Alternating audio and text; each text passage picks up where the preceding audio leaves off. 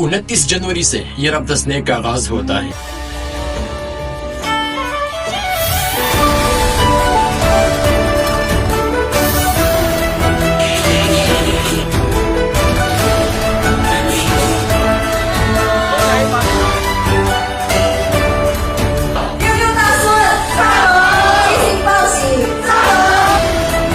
से ज्यादा लोग अपने खानदानों से मिलते हैं, अपने में खुशियां बांटते हैं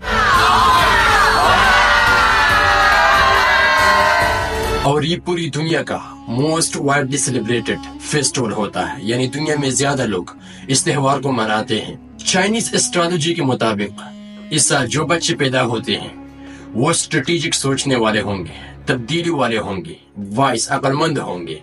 यानी इस साल बहुत अक्लमंद लोग पैदा होंगे। इसी वीडियो में हम 3 चीजों पर बात करेंगे।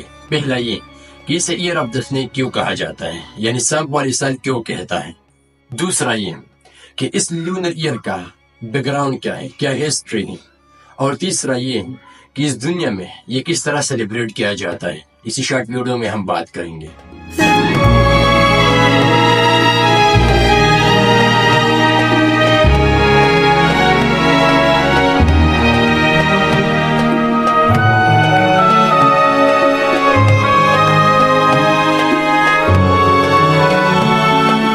सलाम दोस्तों, अगर मैं आपसे पूछूं कि साल में 365 दिनों का हिसाब ये किस बेस पर है, तो आप कहेंगे कि ये तो जमीन की साइकिल के बेस पर है। यानी कि जमीन सूरज के गिर्द एक चक्कर 365 दिनों में मुकम्मल करती है और इसको हम एक साल कहते हैं। तो ल्यूनर ईयर से भी ये साफ वाज़ेह है कि इसका हिसाब हम चांद की साइकिल पर करते हैं। यानी कि चांद जमीन के गिर्द एक चक्कर 29.5 दिनों में मुकम्मल करती है और साल में तो 12 महीने होते हैं।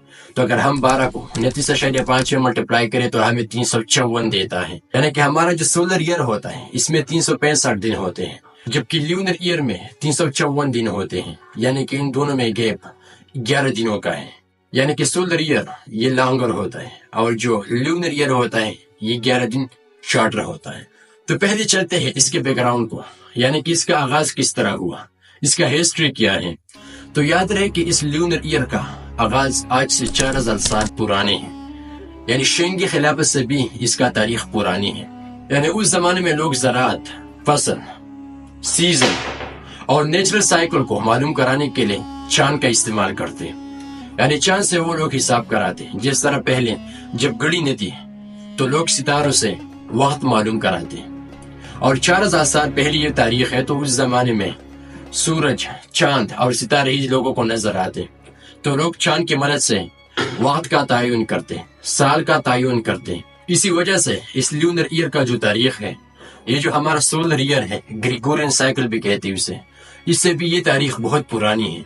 याद रहे कि इस फेस्टिवल का सेलिब्रेशन ज्यादातर चाइना, वियतनाम, सिंगापुर और जहाँ पर भी चाइनीज लोग होते हैं, अमेरिका में, यूके में, जहाँ पर भी है, ये लोग इस फेस्टिवल को बहुत खुशी से मनाते हैं। लेकिन अब चलते हैं एक सवाल की तरफ कि इस 2025 को सांप वाली साल क्यों कहा जाता है, ईयर ऑफ द स्नेक क्यों कहते हैं।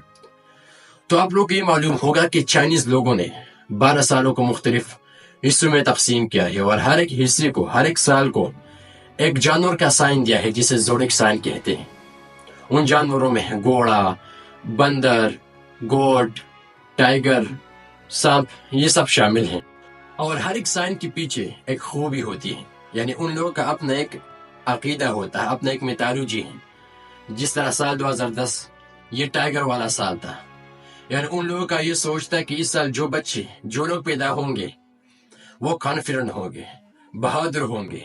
लेकिन अब ये जो 2025 है ये सांप वाली साल है। यानी इस साल जो बच्चे पैदा होंगे वो स्ट्रेटेजिक सोचने वाले होंगे, अक्लमंद होंगे, ट्रांसफॉर्मेशन वाली सोच रखते होंगे। जिस तरह सांप अपना छिलका, अपना जो स्किन होता है वो शेड कराने के बाद दोबारा बनाता है, रिन्यू करता है, एक तब्दीली होती है।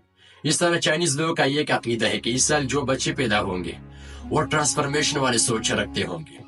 और यही वजह है कि चाइनीज लोग इसको ज्यादा फोकियत देता है, धूमधाम से मनाते हैं। अब इस वीडियो के आखिर में हम बात करेंगे कि इस फेस्टिवल को किस तरह मनाया जाता है। तो याद रहे इसका ड्यूरेशन 15 दिन होते हैं। जिस तरह हमारे जो ईद होते हैं वो 3 दिनों तक होते हैं, लेकिन इसका ड्यूरेशन ये 15 दिनों तक होता है, यानी 5 गुना ज्यादा होता है। تو ہم بات کریں گے کہ یہ کس طرح سیلیبریٹ کرتے ہیں. تو یاد رہے پہلی دن پر لوگ اپنے خاندانوں سے ملتے ہیں اور ریڈ کپڑے پہنتے ہیں، سرخ کپڑے پہنتے ہیں، کیونکہ ان کا سوچ ہے کہ یہ خوشی دیتی ہے ہمیں، اور جو شیطانی آنکھیں ہوتے ہیں یہ ہمیں اس سے محفوظ کراتے ہیں. اس وجہ سے لوگ سرخ کپڑے پہنتے ہیں، اپنوں سے ملتے ہیں.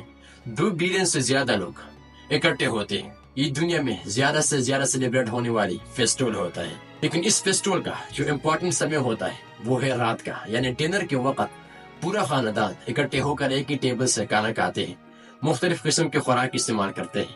یعنی ان کا خوراک الگ خوراک ہوتا ہے، اپنی خوراک کو بہت خوش سے وہ لوگ کھاتے ہیں. جس طرح ہمارے عیدوں میں والدین اپنے بچوں کو عیدی دیتے ہیں، پیسے دیتے ہیں، اس طرح اس فیسٹیول کے دوران بھی والدین اپنے بچوں کو ریڈ انولپ یعنی سرخ لفافے میں پیسے دیتے ہیں، جس سے بچے کافی خوش ہوتے ہیں. اور اس فیسٹیول کا آخری دن یعنی 15ویں دن پر یہ لوگ خاص قسم کا ڈانس کراتے ہیں جسے ڈریگن ڈانس کہتے ہیں. یہ اس فیسٹیول کا آخری دن ہوتا ہے اور یہ ان لوگوں کے لیے بہت ضروری ہوتا ہے.